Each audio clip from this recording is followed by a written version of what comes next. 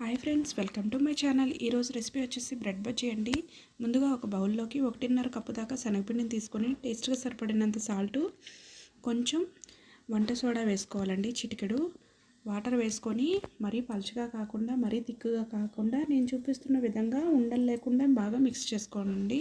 ఇలా మిక్స్ చేసుకుంటే సరిపోతుంది. డీప్ ఫ్రైకి సరిపడా ఆయిల్ పెట్టుకొని ఆయిల్ హీట్ అయిన తర్వాత బ్రెడ్ స్లైసెస్ని ఇలా కట్ చేసుకోవాలండి. ఇలా కట్ చేసుకొని శనగపిండిలో బాగా డిప్ చేసుకొని ఆయిల్ బాగా హీట్ అయిన తర్వాత ఒక్కొక్కటిగా నిదానంగా వేసుకోవాలండి.